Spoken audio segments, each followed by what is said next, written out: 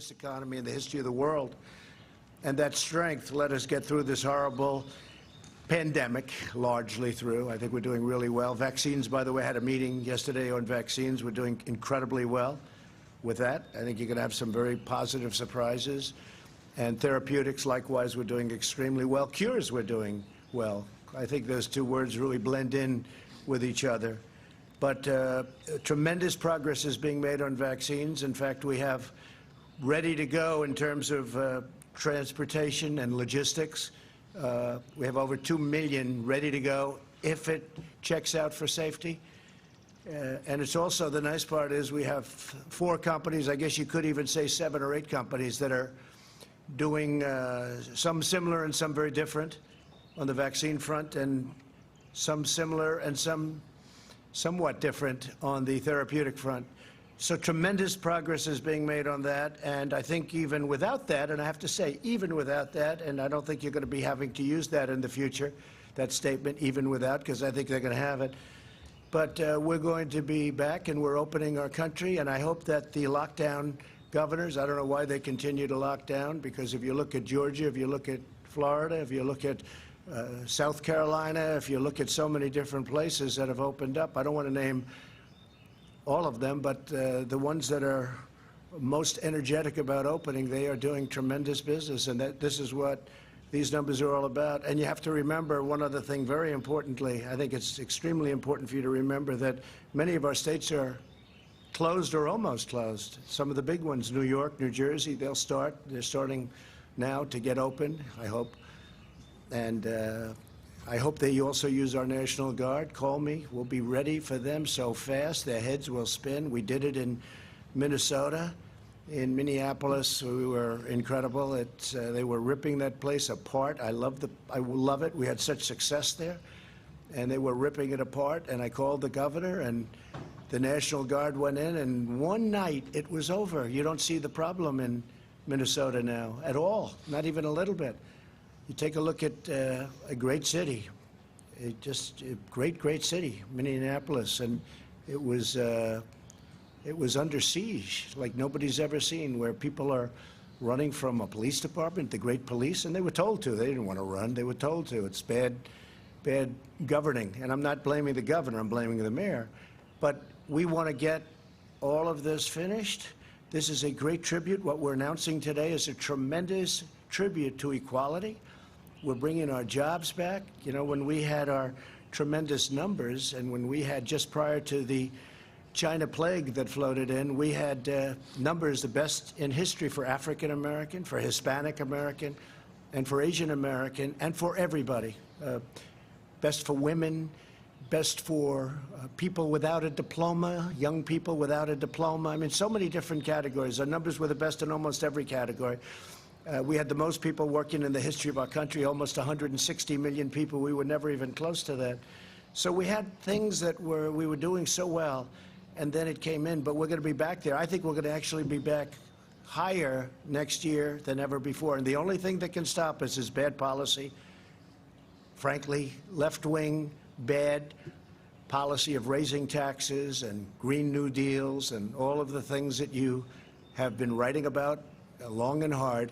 That will stop it like you wouldn't believe. And frankly, it's holding it back. If there were no possibility that that can happen, and I like to be an optimistic person, I think we're looking very good. I think even before today, our polls were, the polls that I've seen and the polls that we do were looking very good. But if we didn't have the possibility of having massively higher taxes like the Democrats want to do, and Green New Deals, which are totally ridiculous, frankly, ridiculous, and I'm a big environmentalist. I believe strongly in taking care of our environment. We have the cleanest air we've ever had, like over the modern era, which, let's say you go back 30 years. We have the cleanest air, the cleanest water we've ever had. We're setting all sorts of really good environmental records. We're very proud of that.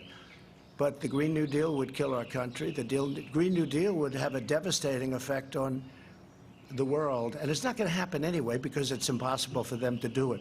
If you ever look at what they want to do under the Green New Deal, it's like baby talk.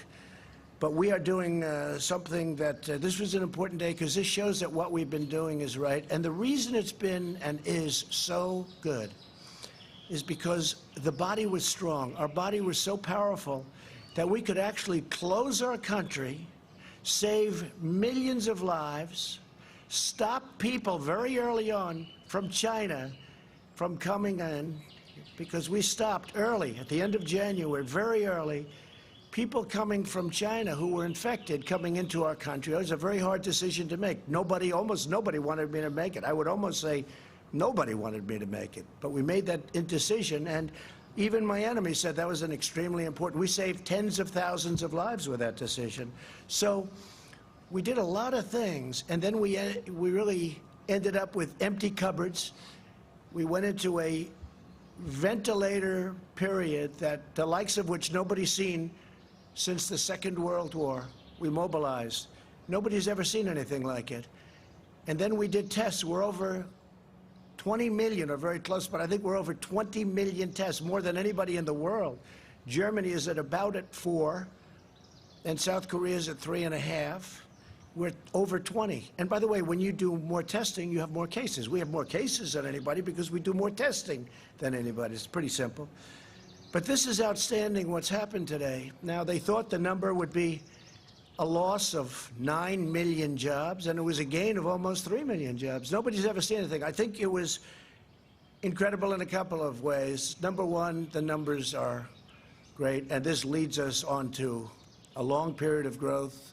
We'll go back to having the greatest economy anywhere in the world, nothing close. And I think we're going to have a very good upcoming few months. I think you're going to have a very good August, very good July, but a spectacular, maybe spectacular September, but a spectacular October, November, December, and next year is going to be one of the best years we've ever had economically. And if you look at the numbers, they bear it out. But we were strong. It's Donald Trump celebrating the release. You go in for an operation. If a person is healthy, we were healthy. We had the greatest economy in the world. You've been listening to President Donald Trump marking the release of the Labor Department's shocker of a job report this morning, adding 2.5 million jobs. Clearly a surprise to his administration as well. These remarks were unprepared, and that appearance was unscheduled, but he called it a really big deal and a tremendous tribute to equality, that despite the fact that the unemployment rate for African Americans actually increased in that report. Our coverage will, of course, continue on our 24-hour streaming network, CBSN. You can watch it at cbsnews.com or on our CBS News.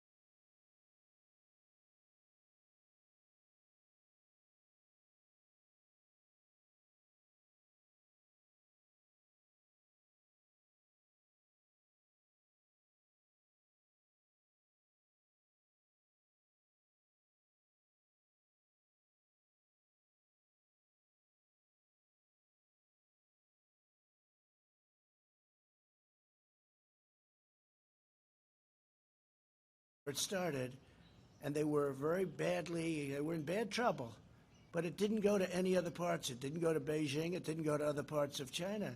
Then you say, how come it came out to Europe, to the world, to the United States? So it didn't go to China. They stopped it cold. They knew it was a problem, but they didn't stop it cold from coming to the United States, Europe, and the rest of the world. Somebody has to ask these questions, and we'll get down to the answer. You know, we made a great trade deal. Great. They're going to buy $250 billion worth of product. And by the way, they are online. They're doing okay. But the ink wasn't dry on that deal when the plague floated in. What's going on? A plague is floating in from China. What's going on? So the ink wasn't dry. So I guess I view the trade deal a little bit differently than I did 3 months ago. It's a great deal. I will say they are buying a lot from us, and in that way I respect. And getting along with China would be a good thing. I don't know if that's going to happen. I'll let you know. We'll let you know. I think they want to get along very much with us. But we built a tremendous thing, a tremendous power platform. So when it got ill, when we had a problem, we were able to cut it off, stop it, just like this. Stop it. Keep everyone inside. Keep them away. Keep them together, away, uninfected. And we saved millions of lives. And now we're opening, and we're opening with a bang. And we've been talking about the V. This is better than a V. This is a rocket ship. This is far better than a V. A V is wonderful. A V is this. They were talking about, will it be a V, a U, an L? They had no idea. And I was watching one of the shows, and I have great respect for the people. And they said, will it be 9 million in job losses? Will it be, what will be the number be? Will it be, are they going to report record numbers? Will we break 20%? What will the number be? And, you know, I don't know. Because we were in, and I don't think we're in that territory anymore, we were in uncharted territory. Nobody's ever had a situation like that. So the number was 9 million, and one of the people was getting, no, I think it's going to be 10 million. That's 10 million negative losses. And then somebody else said, no, we think it's going to be 8.7, 9.2. Now, everyone was right around that number. This is great geniuses, and they are. I watch them all the time, and oftentimes they're right. Warren Buffett sold airlines a little while ago. He's been right his whole life, but sometimes even somebody like Warren Buffett, I have a lot of respect for him, they make mistakes. They should have kept the airline stocks because the airline stocks went through the roof today, and others did too. The whole market went through the roof. But they said 9 million job losses, 9 million. It's what's going to be. Are we going to break 20%? Are we going to break it? And then the numbers came in, and one of the folks that was reading the numbers said, wow, this is a great number. It's only 3 million job losses. And then reading it and said, you know, I don't think this, I'm not reading this right. Let me look at it again. Oh, wait a minute. This is 3 million gain almost. 3 million jobs gained. And then they shouted out, one of them sort of semi-shouted out, is this a typo? I think it was probably the greatest miscalculation in the history of business shows,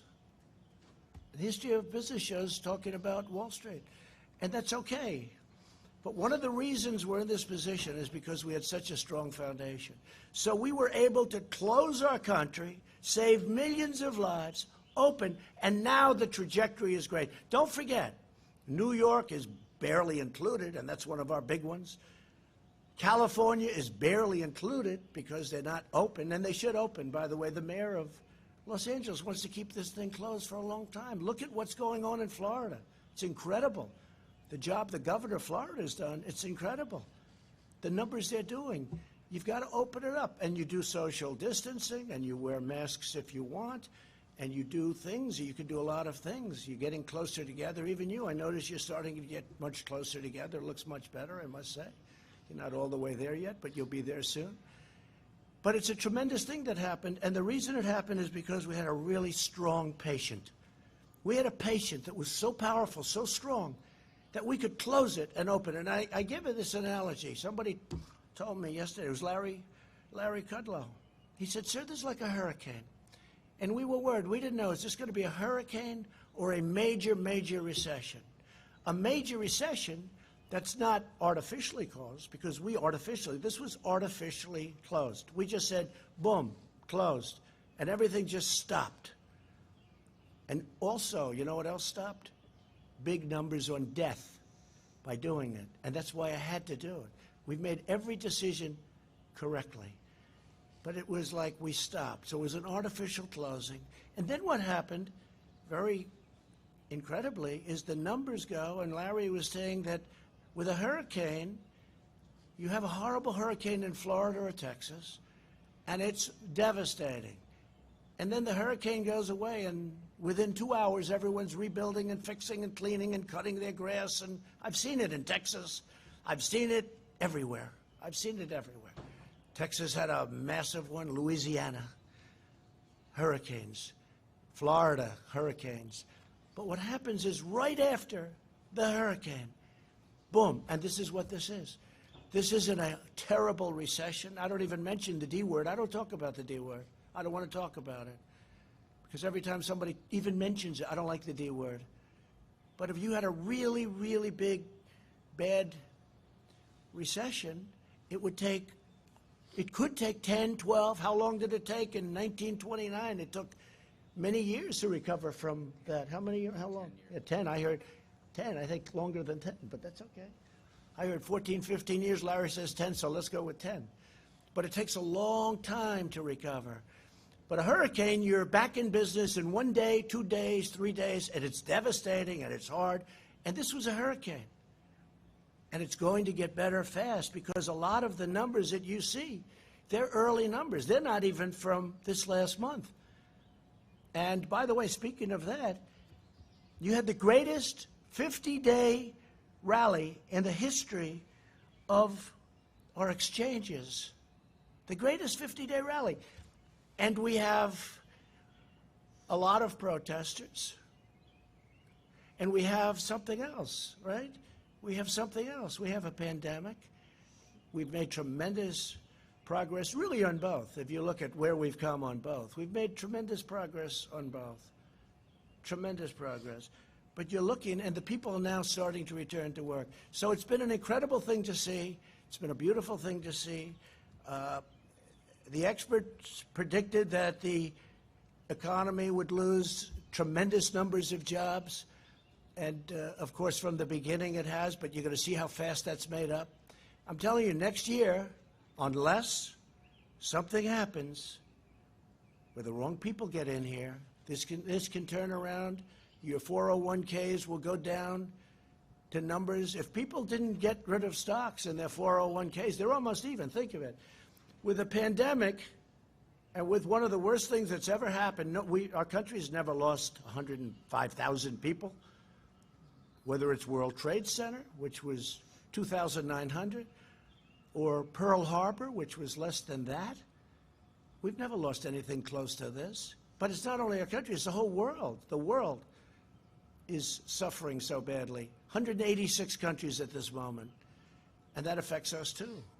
But we're a positive force. We're the key to the world, in a sense. And the fact that we're doing well, I see already they're starting to do much better in other parts of the world. That's a great thing because we're working with the world. And we'll work with China, too. We'll work with everybody. But what happened should have never happened. So we had a tremendous morning, a tremendous announcement. It was shocking to even great pros. I watched Maria Bartiromo. I watched Jim Cramer. I watched a lot of people. Joe Kiernan, he was pretty positive. Charles Payne, he was very positive for a long time.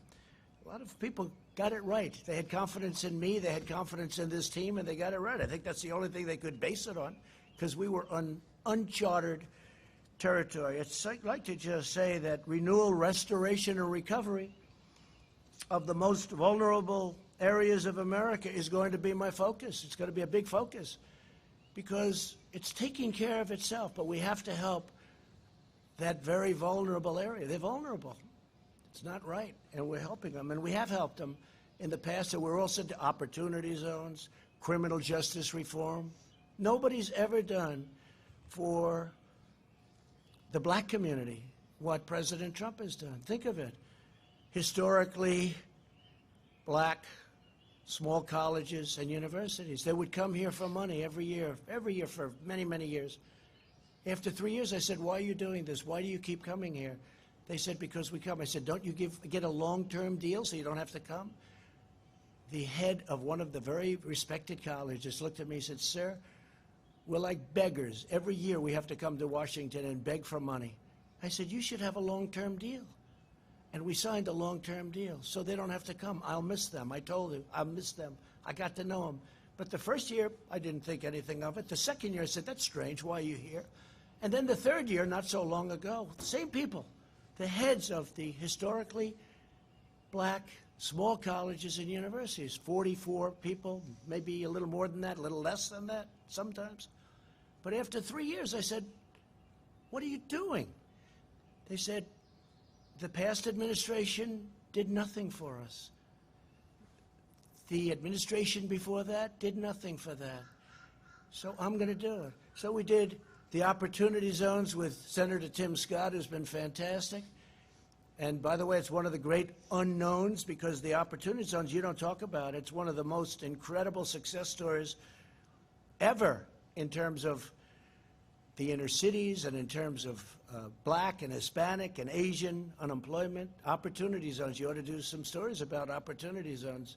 Billions and billions of dollars of private money are being invested and putting people to work and getting money that they've never made before. So it's been really a terrific thing. It's now time for us to work together as we rebuild renew and recover the great promise of America. And that's true. We're going to work together. It'll all work out. It'll all work out. Some governors may need a little help yet, but I think for the most part they're in good shape. We have fantastic military. We have fantastic National Guard. National Guard was barely used. And these people have done an unbelievable job. They helped the Secret Service at Washington. Secret Service, by the way, are unbelievable. The job they did at the White House is unbelievable. There was never any form of like, oh, gee, this sounds dangerous. All I could see is what I was seeing on television.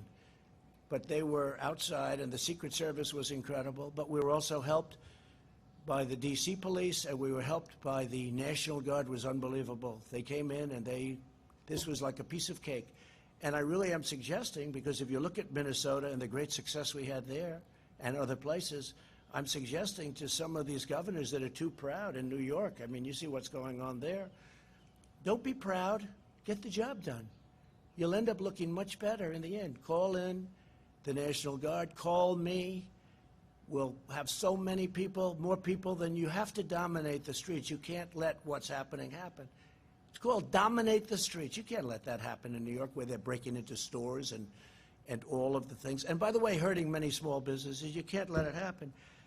Equal justice under the law must mean that every American receives equal treatment in every encounter with law enforcement, regardless of race, color, gender, or creed. They have to receive fair treatment from law enforcement. They have to receive it. We all saw what happened last week. We can't let that happen.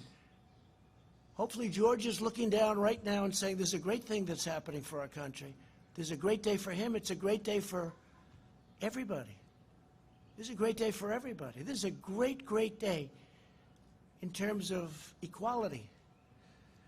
It's really what our Constitution requires, and it's what our country is all about. I just want to finish by saying, to save the economy, we passed several pieces of critical legislation, totaling many trillions of dollars, meaning 3. We're set up to do more if we want. I think we should, because we are dominant. For many years, as a bystander, but somebody that loved government, somebody that loved this country, I would watch and study and see, and just, you know, when I say study, naturally study by watching. But if you go back, China was going to catch us in 2019. And that was like a given. You know, you go back 5 years, 6 years, 7 years. It was always, yeah, China will catch America, catch the United States, and in 2019, and then it'll become the dominant economy. Never happened. It's not going to happen. We dominated them over the last year and a half, 2 years. We took in tens of billions of dollars in tariffs that they paid for. I gave some of that money, just a small fraction, to our farmers, which made them whole, more than whole. That's why they're all in business. Made them more than whole, and it came right out of the tariff money. And the reason we didn't pay is because China devalued their currency, and they paid. Plus, they also put additional money to it. Because if they didn't do that, nobody would have bought their product. We made a great deal because of that. That's the only reason we're able to make a good deal, because of the possibility of tariffs. Because China's taken tremendous advantage of the United States. We helped rebuild China. We gave them $500 billion a year. How stupid are the people that represented our country with China and many other countries. But that's all changing. And it was in the process of changing very big. You know, again, China had a very bad year before the plague. And now I think hopefully they're going to have a great year. I want them to have a great year, but we're going to have better years than they ever had. We have a better system, much better system. We made Americans sure of themselves, and we took care of families. We gave benefits, and we sent $1,200 to every individual making less than $75,000, and $4,000 almost dollars to every family of 4 earning less than $150,000. That's a lot, isn't it? You know, when you think 150, but that's what's happening with our country. If you look at other countries, even countries that you think they're doing well, they don't talk about 150,000 as being median. $150,000. That's tremendous. That's a great tribute to the people of our country. The job surge that we're seeing right now is widespread. Leisure and hospitality added 1.2 million jobs. Construction jobs are up, listen to this, 464,000. Education and health services rose 424,000. Retail trade is up 368,000. And here's the one I like the best. Remember, previous administration, that you need a magic wand for manufacturing. Manufacturing, which we had up to 600,000 jobs prior to the plague, manufacturing rose to 225,000 jobs, up by. So we picked up 225,000 manufacturing jobs. That's very unexpected. Everything that you've seen this morning is unexpected. Even the pros sitting here would understand that, everything. We also smashed expectations on the unemployment rate. The prediction was that the unemployment rate would rise to over 20%, and instead it dropped to around a little more than 13%, slight difference. And this time the greatest comeback in American history. Today is probably, if you think of it, the greatest comeback in American history. But it's not going to stop here. It's going to keep going because so many places are closed. I was watching our great vice president today being interviewed on CNBC. He did a phenomenal job, and he made a statement. He said, this is not going to stop, and 100%. He's always attributing everything to me, but I'll attribute this statement to him. He said, it's not going to stop because the numbers that you're looking at don't include all of those states that are closed. They haven't even opened yet. We're going to be stronger than we were when we were riding high. And our stock market is almost, it's just short of an all-time high. I've had 144 all-time high stock markets during a 3.5-year period. Nobody's ever come close to that, and we're going to do it again. But it's going to be even stronger than last time. When I would say that to you 2-3 months ago, I could see what's happened. I have a good feel. I've always done well with numbers, but I had a feel for it. I said it even the other day. I was saying, I think we're going to have a tremendous next year. I think it's going to be a phenomenal next year. I didn't know it would start this quickly. I thought it would start in August, September, but it started very early. Amazing. It's an amazing thing, but it means that they're likely to return, and all of these jobs that we're talking about now aren't even included because some of our biggest places aren't opened. They're opening up now. I think New York's opening up like as of today, and that's one of our big ones. New Jersey. They're all working hard. The governors are all working hard. To save millions of American lives, we took that unnecessary evil, we took it out of the equation. We had to do what we did. We had a very, very strong push not to do anything. We would have lost so many people. But very importantly, the economy wouldn't have been as good as it is because nobody expected this. I don't think there's anybody sitting here that can say, I want to see it on tape, as opposed to just say, oh, I did that. But some were predicting pretty good numbers, people I mentioned. But we took a tremendous step and a tremendous risk. And we've gone up at a level, and this level is going to be nothing compared to what you see in coming months, and especially next year. So the best strategy to ensure the health of our people moving forward is to focus our resources on protecting high-risk populations like the elderly and those in nursing homes, while allowing younger and healthy Americans to get back to work immediately and open up our schools, open them up. We understand this disease now. We didn't understand it. Nobody's ever seen it before. It's very tough, very contagious, very mean to certain people. We've learned a lot. We didn't know. Nobody knew anything about it. But we learned a lot. And I have to thank everybody for working so hard. Jared and Mike and the task force and all of the people, the admiral, the general. They were saying, oh, you should use admirals. I said, I did. You should use generals. I said, I did. Used them both. We had some incredible people on the task force. The job they did in getting ventilators built by the thousands, we're giving to Nigeria, to France, to Spain, to Italy, to many, many countries, to UK. They're having a hard time.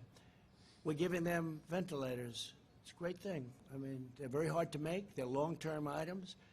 We mobilized. Nobody's ever seen anything like it. Just like the Second World War. There hasn't been a mobilization like this since the Second World War, especially ventilators, because it's hard. It's big, it's complex, very complex machinery, computerized all over the place, and very expensive. And we're building thousands a week. Right now, we're building thousands a week. We have all we can use. No governor, you hear the calls, you listen in on those calls. Frankly, you're invited to if you want, but you do anyway, even if you're not invited. And you see what's going on. Every governor, there's not been one patient in this entire massive country, and we didn't have ventilators when we started. The cupboards were empty. The previous administration left us empty cupboards. There isn't one patient, not one, that needed a ventilator that didn't get one. Think of that. And we're talking about millions of people, big country, millions of people. Not one person needed a ventilator that didn't get it. So we want the continued blanket lockdown to end for these states.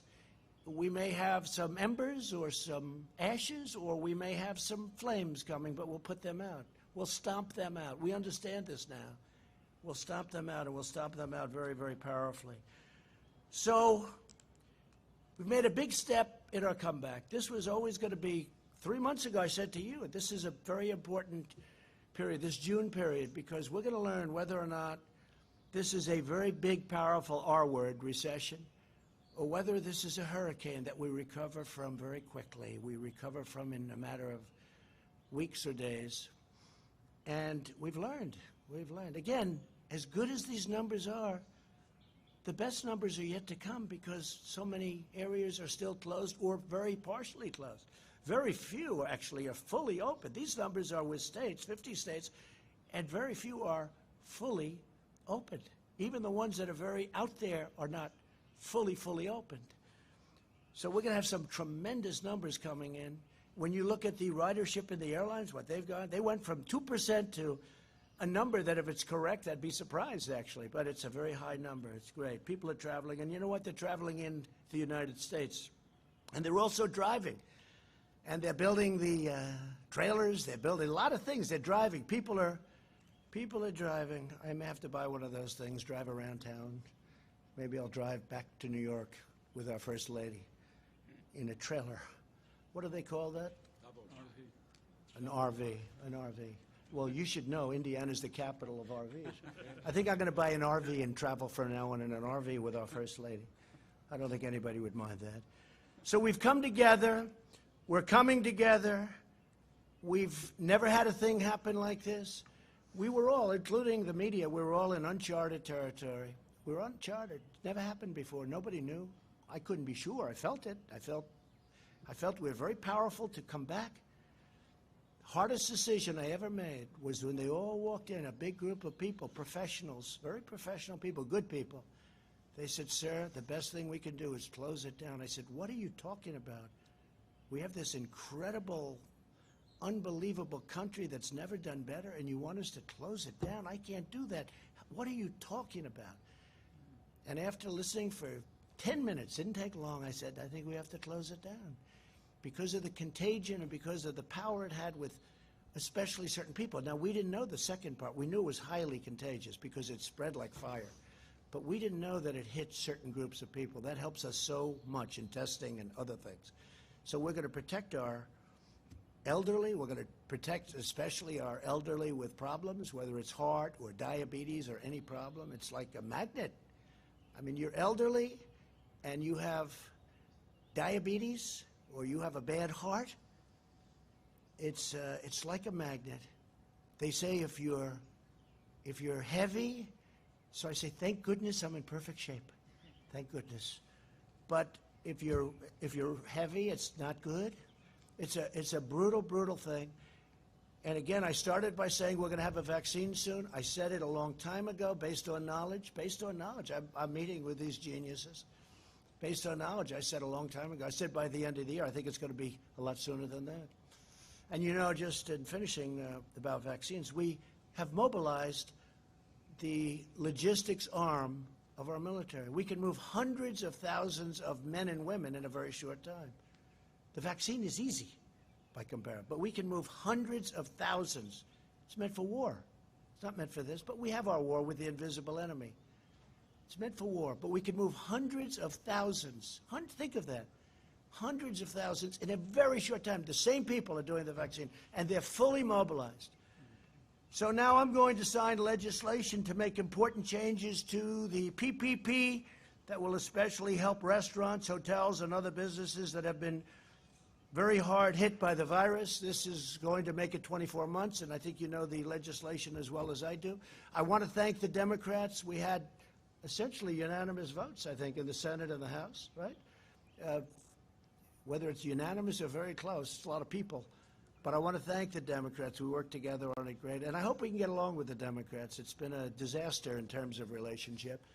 But I hope we can get along because it's a great thing for our country. We did all of these numbers and all of this greatness. We have the greatest economy we've ever had. It will soon be greater than it was even before. We did this with discord. We did this with a Senate and a House that were not dealing with us, and we weren't dealing with them either. The level of let's just say the warlike posture is ridiculous because we have a great country. It would make a difference if we could get along, and maybe we can and maybe we can't. I mean, there are a lot of differences. We want low taxes. We want closed borders. We want people to come in, but they have to come in through merit. They want open borders. You can't have open borders, especially now when you have a pandemic. We set a record, by the way, on our southern border. The wall, which you never hear about, is up to 210 miles long. And one of the reasons we're setting a record is we have so much wall built.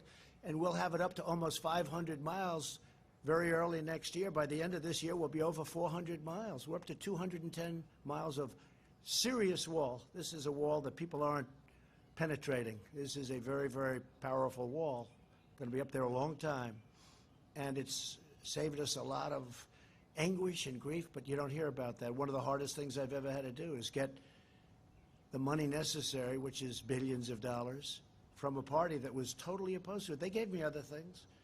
The military we could rebuild wasn't easy in terms of that. That's not their natural instinct. But for the wall, no, you can't have it, can't have it, can't have it.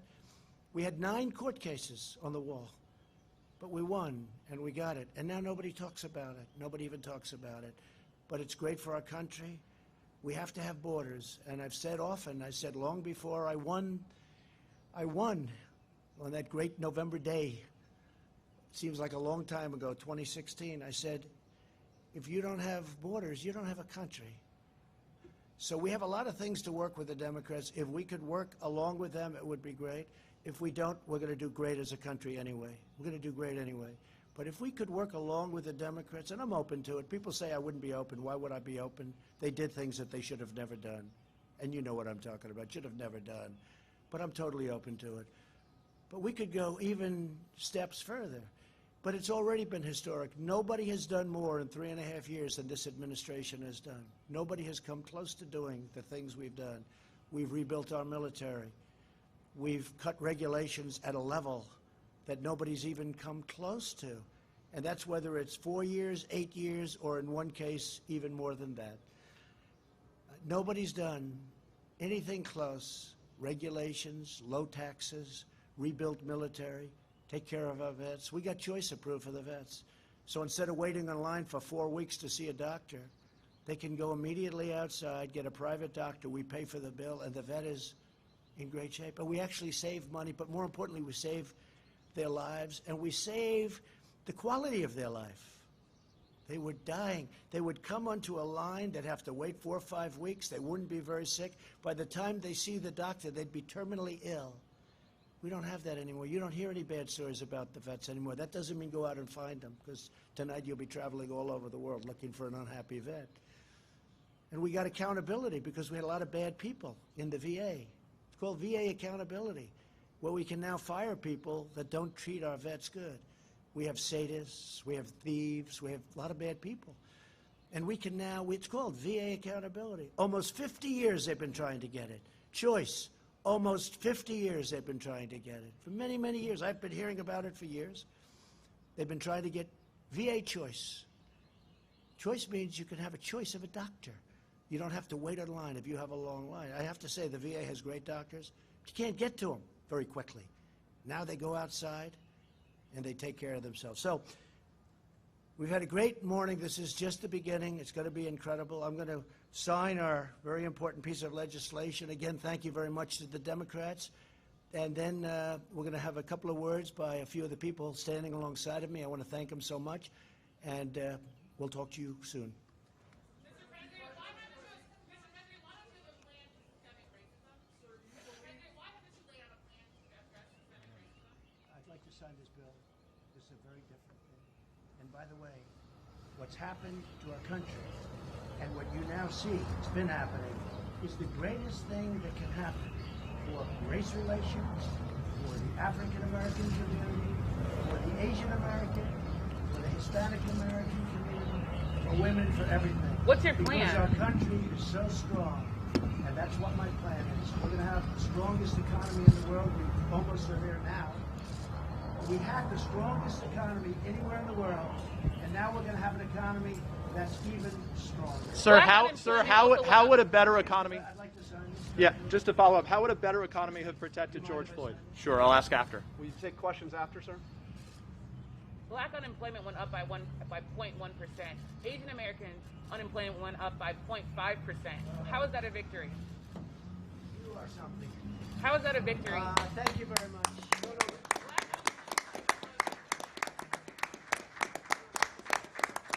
I have to say, though, it's been an honor. This is such a great achievement. I feel so good about it. This is just the beginning. The best is yet to come. Mike, would you say a few words, please? Well, thank you, Mr. President, and today's a great day for America. The American comeback begins today. And, Mr. President, it is a tribute to the strong decisions that you made early on to put the health of America first, from suspending all travel from China to calling on the American people to embrace the kind of mitigation practices, to practice social distancing, to endure 45 days to slow the spread. The way you worked in a bipartisan way, we want to thank members of both parties in the Congress for working with us to provide relief for families, small businesses, and enterprises across the country. Today's numbers, historic as they are a testament to the leadership that you've provided, Mr. President, on mitigation, on recovery. And as you directed the White House Coronavirus Task Force, they're also a tribute to the fact that states across the country, now all 50 states, are reopening our country. Even before we came to the end of the 45 days, you directed us to give guidance to state governors and all the states and territories to safely and responsibly reopen. And now all of our states are in the process of doing that. It's remarkable to think that 2.5 million jobs and declining unemployment number actually dates to surveys done in mid-May.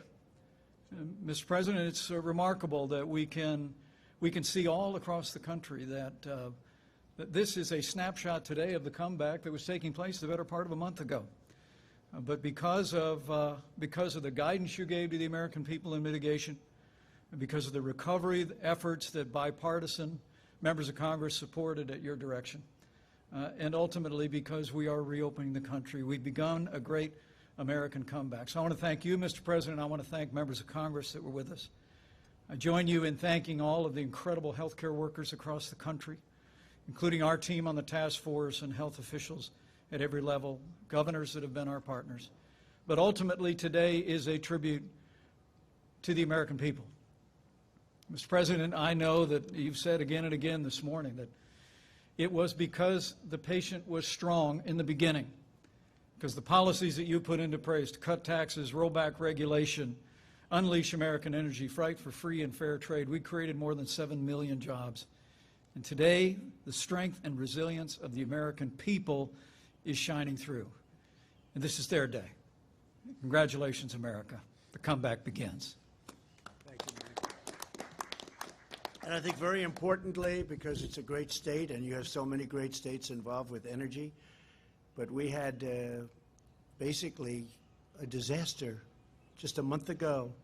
We had a disaster with respect to energy. It was down to zero. It was worthless. And that's 5 million jobs, maybe much more than that indirectly, probably close to 10 million jobs. energy jobs in Texas, and North Dakota, and Oklahoma, and many other states. New Mexico, great state, great energy state it's become. And we saved that industry in a short period of time. And you know who helped us? Saudi Arabia and Russia. And then we got Mexico to do what they really had to do. And I want to thank the president of Mexico. He was terrific. In the end, he was terrific. But we saved the energy industry. That would have been catastrophic to lose it. And now it's up to almost $40 a barrel. And people would have said that's impossible. But we got Saudi Arabia, Russia, and others to cut back very substantially. OPEC plus. We call it OPEC plus. But they were the leaders. And we appreciate that very much. Could I ask Kevin and Larry to say a few words, please? Thank you, sir. I'll be brief as I can. I know it's pretty darn hot. I haven't noticed. Is it hot? Nobody hot. You're pretty good at it.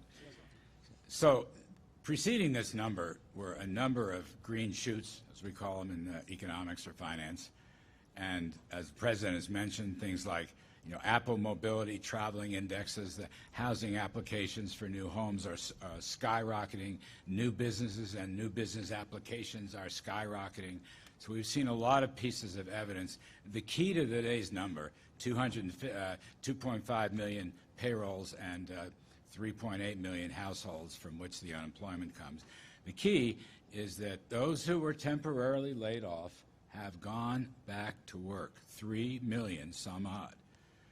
And that's because of the reopening, and that's because of the success of the president and vice president's mitigation policies, which had to be taken. Now the reopening begins. Here's a footnote. At May 12th, for the week the survey was taken, a little less than 50% of small businesses had reopened. According to the Chamber of Commerce, the most recent number in late May, early June, 80%, 79% of small business have reopened. So we're going to see more continued progress in the June jobs numbers when they come out. And I want to add also, my friend and colleague, Secretary Steven Mnuchin's leadership on the payroll protection program has kept people on temporary call, have kept them furloughed, but they knew they were going to come back. The PPP has distributed $510 billion and has probably saved as much as 50 million jobs. And overall, we've extended tax rebates and other payments, 159 million Americans for nearly $275 billion. The rescue package works. It was the largest in American history. Now, we are seeing weekly unemployment claims coming down, continued claims coming down. The 13.3% unemployment rate has come down. And I think, as the president has noted, these trends will continue. This was a sharp, tough, heartbreaking pandemic contraction. It's not a typical economic contraction. It was like a bad hurricane or a bad snowstorm. There's a lot of heartache in that, and there's a lot of hardship in that, absolutely. But they're sharp and fast, and they recover fast. And we are beginning to see this rapid recovery, which I believe will extend well into the third quarter and the fourth quarter. We're still looking for some 20% economic growth in Qs 3 and 4, and a big number in 2021 as we move forward with presidential policies of lower taxes and regulations and energy and fair and reciprocal trade deals that created a phenomenal economy before the pandemic and can recreate and rebuild that phenomenal economy afterwards. And I bring in my great pal, Kevin Hassett. Good job. Thank you, sir. Thank you, Mr. President. And today is a historic day, but as you remind us, there's still a lot of work left to do. That there were 18 million people that said that they expected to be reemployed. 3 million of them came back, and it shocked economists that it happened so fast. But there's still a lot of work to do, and that's what you've instructed us to do, is to give you options so that we can get everybody else in the country back to work. And I think that the main economic lesson I take from what we've seen, in addition to Secretary Mnuchin's incredible work getting the programs enacted quickly, is that the Vice President's leadership with the task force, right at the very beginning, you put out guidance for businesses and for governors about how to open safely. And because the guidance was so scientifically based, people did so with confidence. And you would never have a jobs number like what we saw today without the confidence that I think was generated by your leadership, Mr. Vice President, and Dr. Birx and the rest of her team. So thank you so much for your service, sir. Thank you. Thank you very much. I just want to add, we'll be going for a payroll tax cut. We think that'll be incredible in terms of what we're doing because, again, we're going to be bigger, stronger, better than we ever were. That's going to be a tremendous incentive for businesses and also a great incentive, and maybe, to me, most importantly, for the workers. So we're going to be asking for a payroll tax cut. We'll be asking for additional stimulus money because once we get this going, it'll be far bigger and far better than we've ever seen in this country. That includes as of 3 or 4 months ago when everyone thought it was great, and it was great. And we're going to be doing things for restaurants and various pieces of the entertainment industry, which will be an incentive, whether it's deductions or whatever, but Steve Mnuchin's going to be working on that because the restaurants will be a little bit harder to come back, although I must tell you, Mike, I've seen some tremendous numbers from restaurants, but we're looking at doing something in terms of an incentive with taxes. It could be deductions, it could be something else, but we'll be announcing it pretty soon. But we will be asking, despite the numbers and how good they are, because we will be so far ahead of everybody else if we do what we're doing. Our borrowing cost now is 0. So we're paying no interest, which is very good. And I just want to thank everybody. I'd like to ask Steve Mnuchin to say a few words, please. Thank you, Mr. President and Mr. Vice President. And again, I want to especially thank the Senate and the House for working with us in another example of overwhelming bipartisan support that is helping American business and American workers. Mr. President, this legislation is a direct result of you invited in leaders from the restaurant industry and the hotel industry. These are two areas that have been especially hard hit. The restaurants' #1 ask was extending the PPP for 24 weeks, and this legislation delivers on this. So it is great to see the $500 billion that we've put to work in small business make its way into the economy, and now you see it in these numbers in them bringing more people back to work. So not only did this save jobs, but we now see people coming back to work, and we look forward to working with Congress on bipartisan issues to make sure we get every American back at work that was unfortunately laid off as a result of this virus. Thank you. Thank you very much.